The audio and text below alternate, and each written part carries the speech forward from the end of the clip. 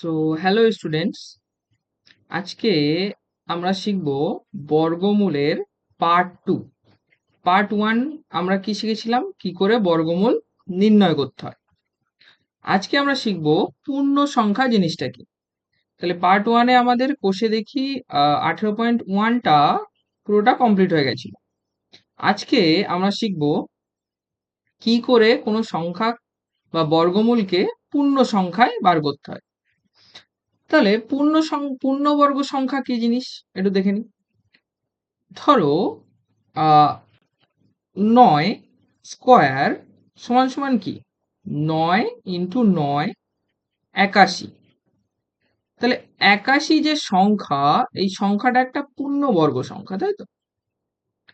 পূর্ণবর্গ সংখ্যা।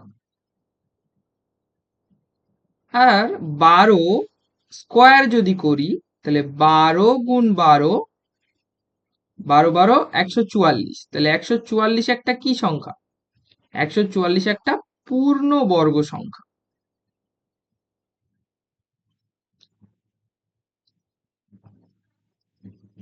এবার যদি কোনো সংখ্যা দেওয়া থাকে, ধরো এখানে নিজে করি 18.1-এ কি বলা আছে দেখি। নিজে করি 18.1 কি বলা আছে একের দাগে? বলছে 108, 64, 162, 181 সংখ্যাগুলি পূর্ণবর্গ কিনা দেখি। তাহলে কোনো সংখ্যা আমরা কি করে দেখবো পূর্ণবর্গ কিনা? খুব সহজ। তাহলে একের দাগের প্রথমে কি করছি আমরা, 148, সরি 108। তাহলে 108 সংখ্যাটা পূর্ণবর্গ কিনা কি করে দেখব? তাহলে 108কে উৎপাদকে আমরা ভাঙবো। 2 দিয়ে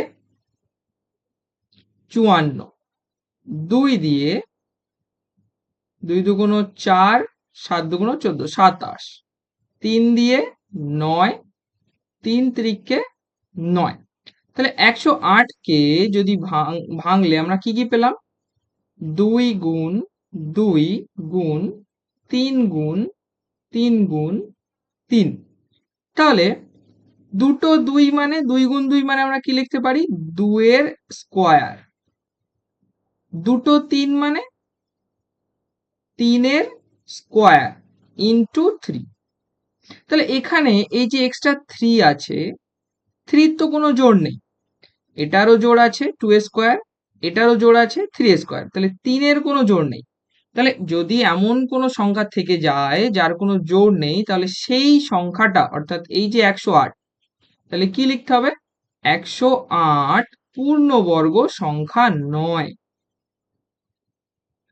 পূর্ণবর্গ সংখ্যা নয়। তারপরে আবার কি জিজ্ঞাসা করেছে দেখো, সংখ্যাটিকে যদি পূর্ণবর্গ করতে হয় তাহলে সব থেকে কম শূন্য ছাড়া কোন অখণ্ড সংখ্যা দিয়ে গুণ বা ভাগ করলে পূর্ণবর্গ সংখ্যা পাবো। তাহলে এখানে এক্সট্রা ঝামেলা কে করছে? 3। তাহলে হয় 3টাকে এইভাবে লিখতে হবে, না হলে 3টাকে এখান থেকে তাড়াতে হবে। তাহলে 3টাকে এইভাবে লিখতে গেলে আমাদের এখানে এক্সট্রা একটা 3 চাই, তাহলে আমরা 3 এর স্কোয়ার অর্থাৎ 3 গুণ 3 লিখতে পারবো। তাহলে হয় এর সঙ্গে আমাদের কি করতে হবে? 3 গুণ করতে হবে, না হলে এখান থেকে 3 তাড়াতে গেলে, এখান থেকে 3টাকে তাড়াতে গেলে 3 ভাগ করতে হবে। তাহলেই এই যে 108 সংখ্যাটি পূর্ণবর্গ হবে। তাহলে অতএব কি লিখতে হবে? যে সবচেয়ে কম শূন্য ছাড়া কোন সংখ্যা দিয়ে, অর্থাৎ 3 দিয়ে গুণ বা ভাগ করলে সংখ্যাটি পূর্ণবর্গ হবে। দ্বিতীয় কে আছে 64, 64। তাহলে 64 দেখা যাক। তাহলে 64 সংখ্যাটাকে কি করতে হবে? খুব সহজ, 2 দিয়ে 32, 2 দিয়ে 16, 2 দিয়ে 8, 2 দিয়ে 4, 2 দিয়ে 2। তাহলে 64কে ভাঙলে কি কি আসে? 1 2 3 4 5 6টা 2। 1 2 3 4 5 6। তাহলে দুটো 2 কে কি লেখা যায়? 2 এর স্কয়ার। আর দুটো 2 এর স্কয়ার। দুটো 2 2 এর স্কয়ার। তাহলে সবারই এখানে জোড় আছে, কেউ সিঙ্গেল কেউ নেই এখানে।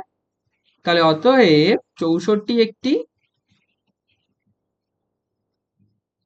পূর্ণবর্গ সংখ্যা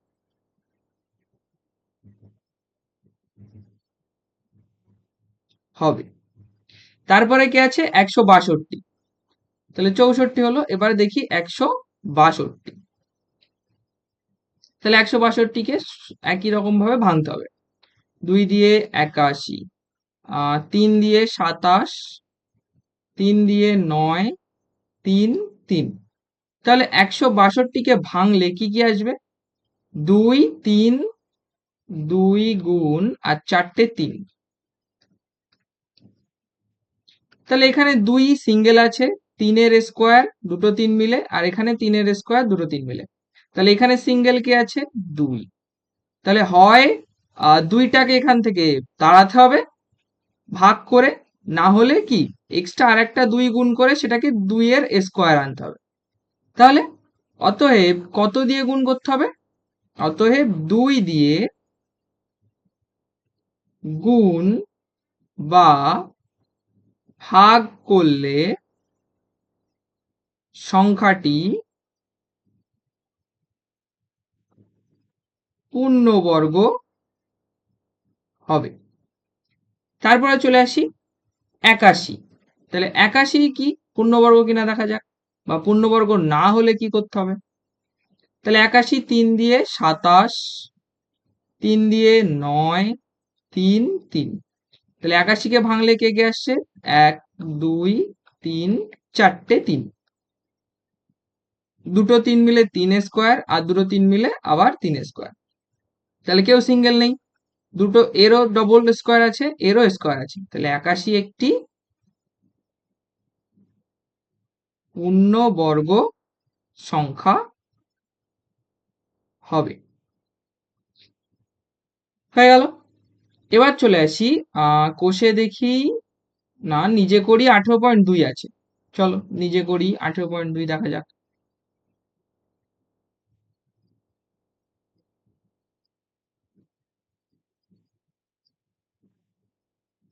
নিজে করি 18.2 একের দাগের কি বলছে? একের দাগের অঙ্কগুলো বলছে শূন্য ছাড়া কোন ক্ষুদ্রতম অখণ্ড সংখ্যা দিয়ে ভাগ করলে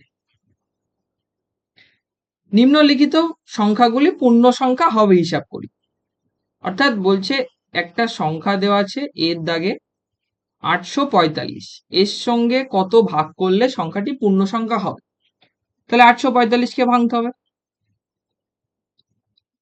আচ্ছা, শেষে 5 থাকলে সবসময় কত দিয়ে যায়? 5 দিয়ে। তাহলে 5 1 5, 5 6 30, 5 9 45, 163, 169। আর 169 মানে আমরা জানি কত? 13 13। তাহলে এটাকে ভাঙলে কি আসে? 5 গুণ 13 গুণ 13।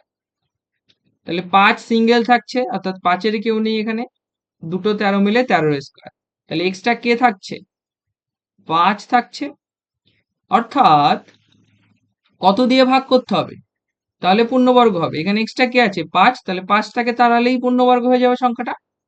অর্থাৎ 5 দিয়ে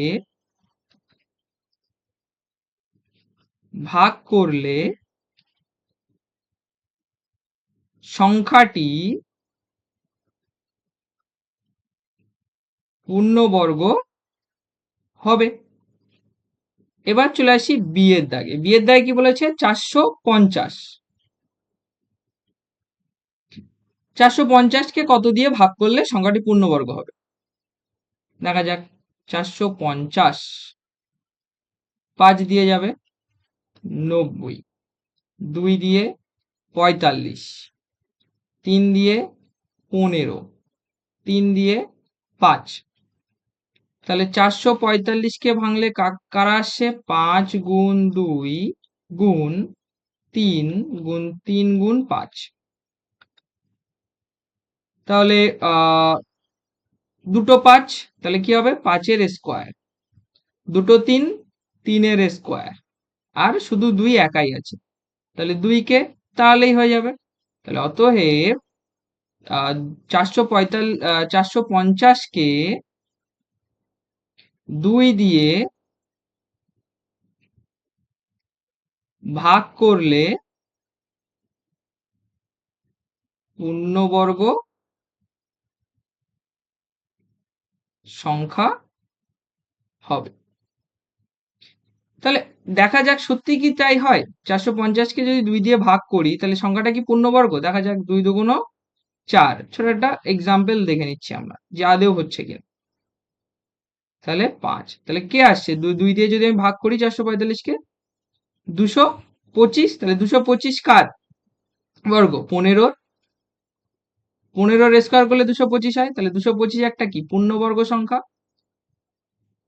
তাহলে কত দিয়ে ভাগ করতে হচ্ছিল? 2 দিয়ে। কোথা থেকে পাচ্ছি? এখান থেকে, খুব সহজে। এবার চলে আসি সি এর দাগে। সি এর দাগে কি বলছে? 18 গুণ 6। আচ্ছা, তাহলে 18-কে ভাঙবো প্রথমে, দুটোকে আলাদা আলাদা করে ভাঙবো। 2 দিয়ে 9, 3 3-কে 9। 6-কে ভাঙলে 2 দিয়ে 3। তাহলে 18 গুণ 6-কে টোটাল ভেঙে আমরা কাকে পাচ্ছি? 18-কে ভাঙলে এদের 3 জনকে পাচ্ছি, 2 গুণ 3 গুণ 3। আর 6-কে ভাঙলে এদের দুজনকে পাচ্ছি, তাহলে 2 গুণ 3। তাহলে দুটো 2 মিলে 2, দুটো 3 3, একটা 2 একটা 2, তাহলে দুটো 2 থেকে একটা 2, দুটো 3 থেকে স্কোয়ার লিখতে হবে কিন্তু। আচ্ছা, এই 3টা কি আছে? সিঙ্গেল আছে। তাহলে অতএব কত দিয়ে ভাগ করতে হবে? 3 দিয়ে ভাগ করলে পূর্ণবর্গ সংখ্যা হবে। তারপর চলে আসি ডি এর দাগে। ডি এর দাগে কি আছে? ডি এর দাগ বলছে 25 গুণ 35। তাহলে 25-কে আলাদা করে ভাঙবো। 5 5-এ 25, আর যাবে না। 35-কে আলাদা করে ভাঙবো। 5 7-এ 35। তাহলে 25 গুণ 35-কে ভাঙলে কাকে পাচ্ছি? 5 গুণ 5। আর 35-কে ভাঙলে 5 গুণ 7।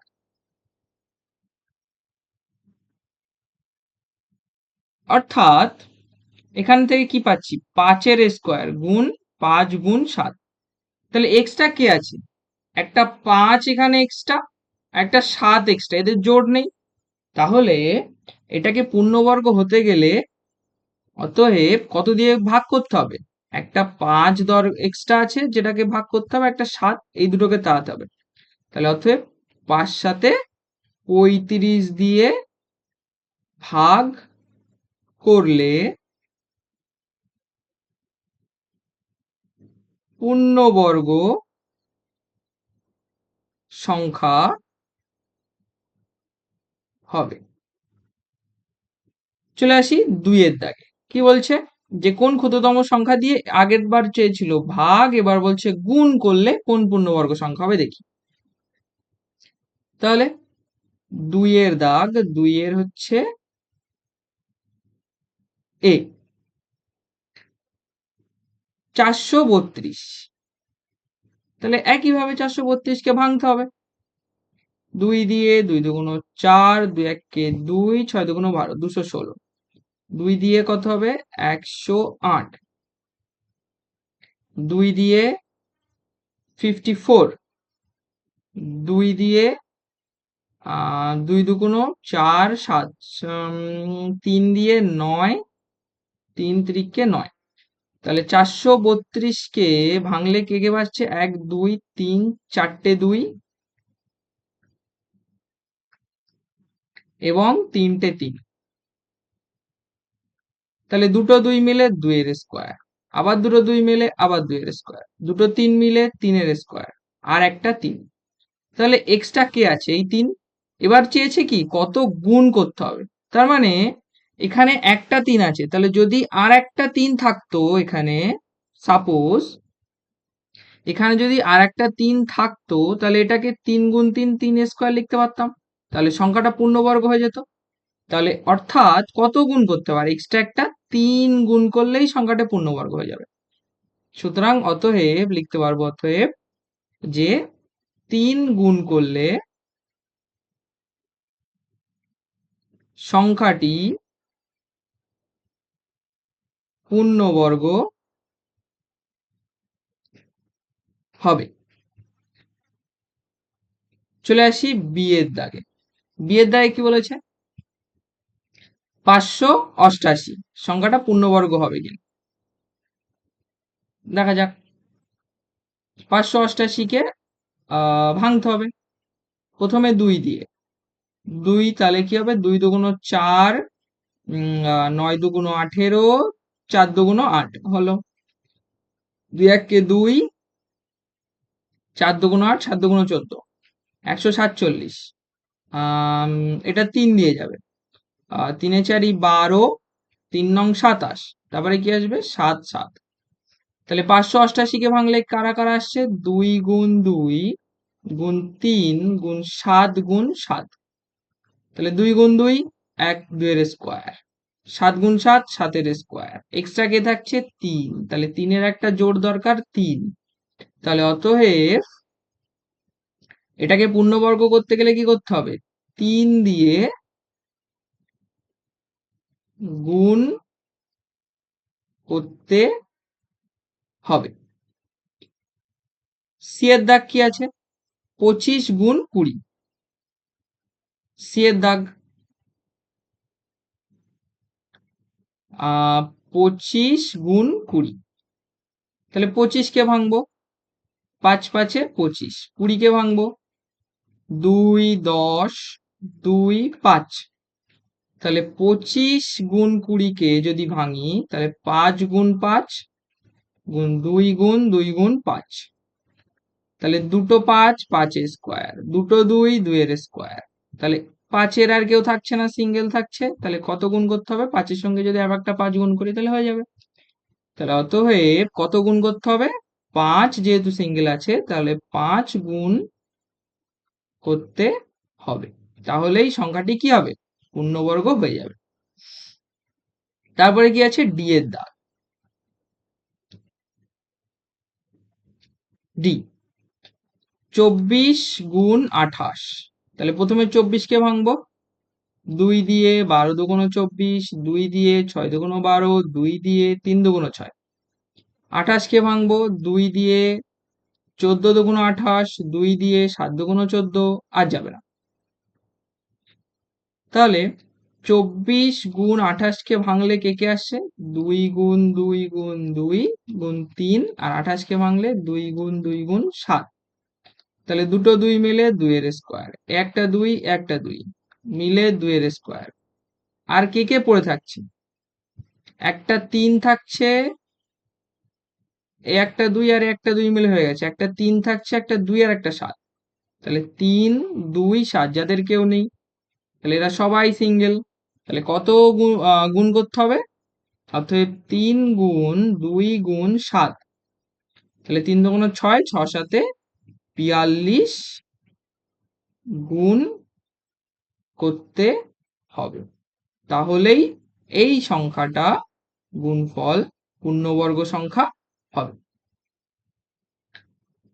আচ্ছা, তাহলে আজকে এই পর্যন্ত। ভিডিওটি ভালো লাগলে অবশ্যই চ্যানেলটি সাবস্ক্রাইব করে বন্ধুদের কাছে ভিডিওটি শেয়ার করে দেবে। এর পরের দিন আমরা কোষে দেখি 18.2 এর অঙ্কগুলো সম্পূর্ণ সমাধান করব। Thank you.